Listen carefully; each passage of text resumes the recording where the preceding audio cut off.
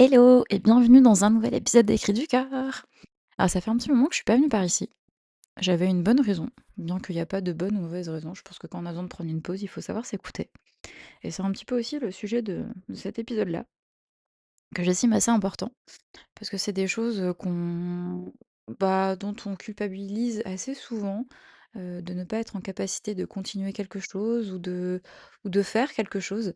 Et au lieu d'être à l'écoute de soi et d'être doux envers soi-même, on a tendance à être dur justement, à se culpabiliser, à ne pas se sentir bien en fait, parce qu'on veut pas s'écouter, on veut aller au-delà de ce qu'on est capable de produire ou de donner ou de faire, alors que finalement, le mieux, serait de plutôt s'écouter. Et j'ai eu besoin d'un petit peu de pause, je crois, sur les réseaux sociaux ou autant aussi, par ce podcast, qui est d'ailleurs un podcast auquel je tiens énormément et c'est pas quelque chose que j'ai envie de laisser de côté ou laisser tomber. C'est un truc que je continuerai toujours parce que je pense que, hem, certains messages que je partage peuvent vous faire du bien, pour avoir eu certains retours, des précédents épisodes et hem et j'avais pas envie, je dans ce podcast-là, je prône plutôt le côté où, j'ai envie de prendre du plaisir à tourner des épisodes, à les tourner quand j'en ai envie, tel que là, en fait, je savais pas que j'allais tourner un épisode. C'est un sujet qui me trottait en tête, mais je savais pas que j'allais vouloir tourner un épisode et du coup, l'envie est venue et j'ai juste pris mon ordi et mon micro.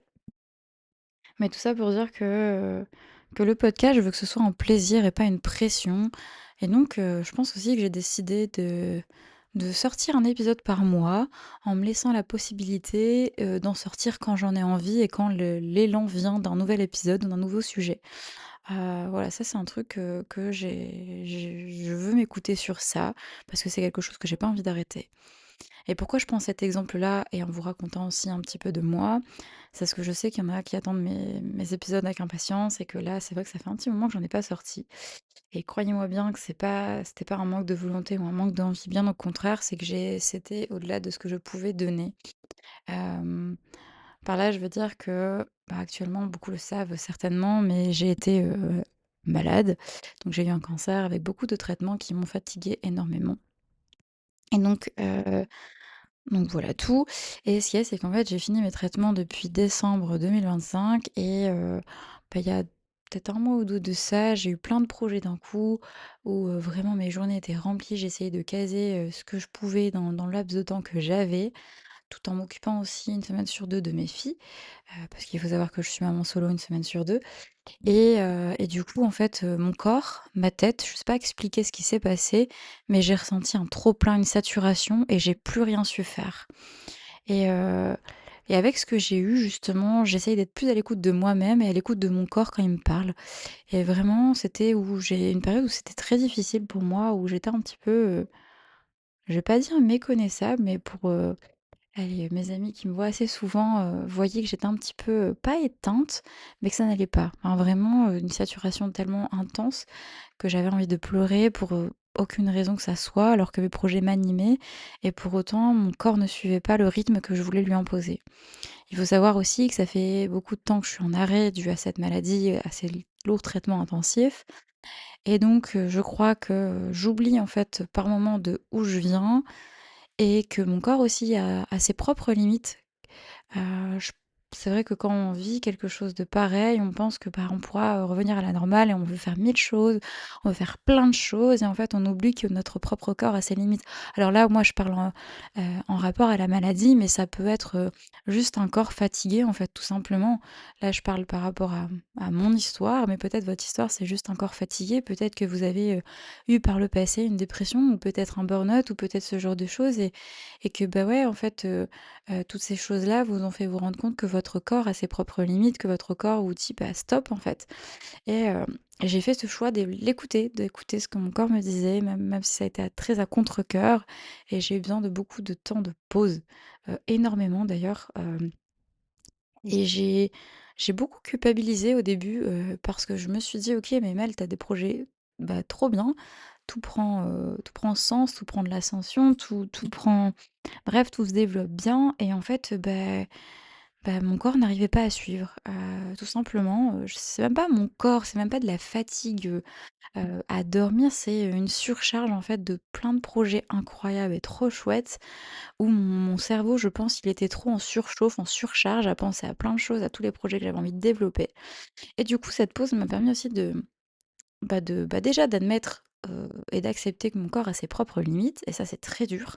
Quand tu es quelqu'un, de assez speed, je suis quelqu'un qui aime pas ne rien faire. Je suis toujours avec, 1 000 000 de choses en tête où j'aime bien faire plein de choses et développer des projets. Je suis quelqu'un de très créatif, tout ça et c'est vrai qu'avoir eu cette possibilité de développer, tout ce qui se passait dans mes pensées, c'était trop bien mais là, ça n'a pas pu se enfin, c'est pas que ça n'a pas pu se développer, c'est toujours en projet, mais avec, plus de priorité, on va dire, dans ce que je veux faire au lieu de tout faire en même temps. Et donc, accepter que, bah, d'avoir besoin d'une pause a été très compliqué aussi.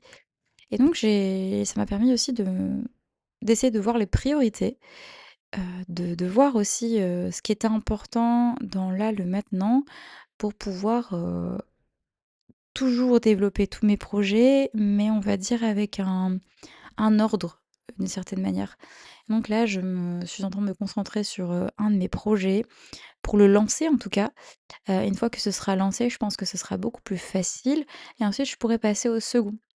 Parce qu'il me semble que je vous en avais parlé dans l'épisode précédent, si je me trompe pas, où, je suis en train de monter des ateliers en rapport aux émotions, à l'écriture parce qu'en fait, l'écriture, enfin moi c'est mon biais où je dépose assez facilement ce qui se passe en moi et que ça me permet d'y voir un peu plus clair et je sais qu'on est dans une ère où, bah, la santé mentale est d'autant plus mise en avant. Je pense que c'est important et savoir aussi nommer ce qui se passe en nous. Il y a beaucoup de personnes qui ne savent pas, dire ce qui se passe en elles par des mots, et donc le biais de l'écriture, je trouve ça assez chouette, notamment parce que des fois, en fait, on va essayer d'écrire quelque chose et on dépose, en fait, finalement, ce qui se passe en nous et ça nous permet de voir plus clair. Enfin, moi, je sais que j'ai un peu ce côté où quand ça va pas, j'écris. Alors j'écris tout ce qui me passe par la tête, littéralement, vraiment tout et quand je me relis, je démêle un petit peu tout cet océan, qu'il y a en moi et ça me permet aussi de déposer et de m'alléger. Donc en fait, il y a un peu cette libération, par l'écriture et donc ces ateliers-là, bon là, je vous en parle évidemment en bref, mais ces ateliers-là, c'est quelque chose qui me tient énormément à cœur, sur lesquels j'étais en train de travailler pour les développer et j'ai dû, comme je disais, prendre une pause parce que j'avais mes autres projets entre-temps qui venaient ensemble et du coup ma tête avait il y avait beaucoup trop de choses sur lesquelles se concentrer et c'était juste un gros bordel. Si on peut métaphoriser ça, c'était un putain de bureau avec tous les tiroirs ouverts et tous les papiers à terre, voilà.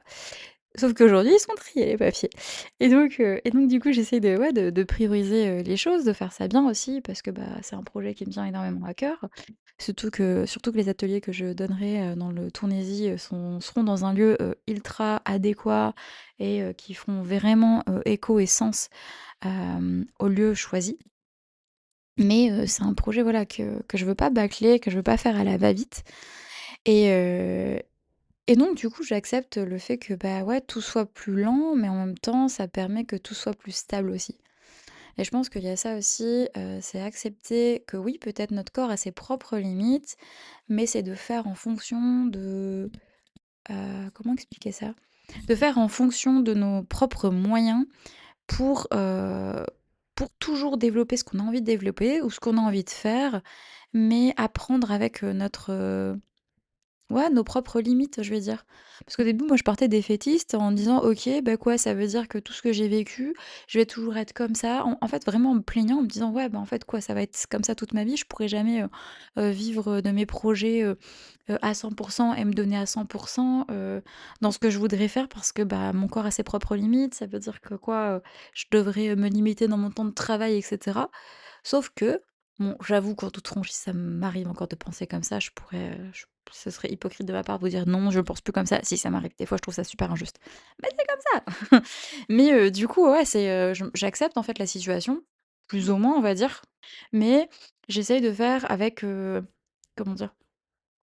Ouais, avec la connaissance de mon corps aujourd'hui et de ce qu'il est de ce qu'il accepte et de ce qu'il accepte pas et de me dire: «OK», enfin, dans mon cas, par exemple, j'ai des périodes où je suis plus en forme, on va dire ça comme ça, où mon corps, vraiment, il peut tenir plusieurs semaines, un laps de temps et il y a des fois, mon corps, il me dit: «OK, non, là, tu stops, là, tu peux pas, tu as donné beaucoup trop d'énergie».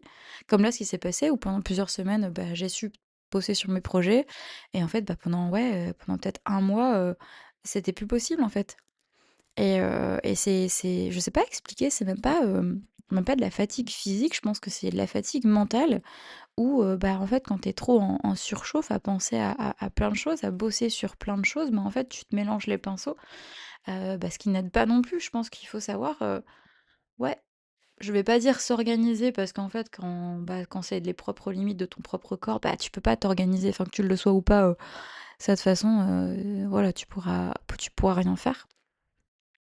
Mais tout ça pour dire qu'en fait, accepter d'avoir besoin d'une pause ou d'accepter d'avoir besoin de ralentir, en fait, c'est signe de force parce que tu te dis: «OK, tu t'écoutes» et s'écouter, c'est super important. Je pense qu'il faut pas aller au-delà de ce qu'on sait pas faire, parce que d'office, ce sera contre-productif. Voilà, clairement, disons-le et tu as le droit, en fait, de prendre une pause, tu as le droit de dire: «Là, stop, c'est trop pour moi». Là, je pars dans un autre sujet qui sera peut-être un prochain épisode, sur le fait des possibles et des limites, des croyances limitantes. Mais, c'est aussi intéressant, parce que j'imagine bien que oui, vous allez me dire: «Oui, mais c'est pas toujours possible avec, X ou Y raison, on ne peut pas, faire comme on veut».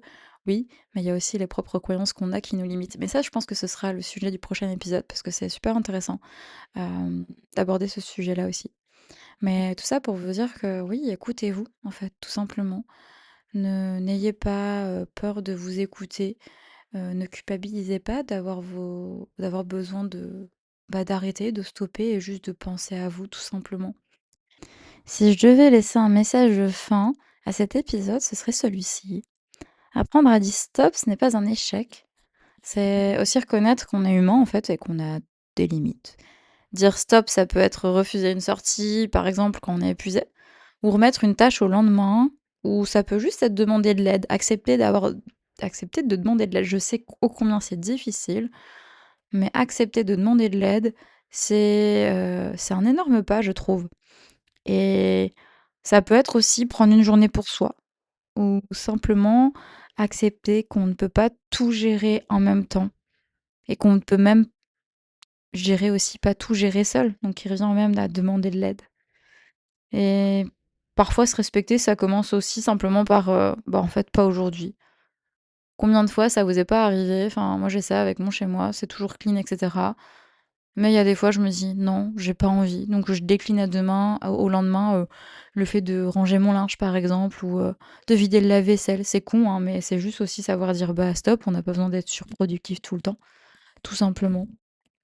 En tout cas, j'espère que cet épisode vous aura plu. N'hésitez pas à me laisser un petit commentaire ou, à me dire quel sujet vous aimeriez aborder aussi, dans les prochains épisodes. Comme je vous le disais en début d'épisode, j'en sortirai un par mois, en me laissant la possibilité, la liberté d'en sortir quand j'en ai envie, selon l'élan, mais je veux que ce soit encore une fois un plaisir de vous partager et pas une pression. Je vous dis à très bientôt, je vous fais des bisous.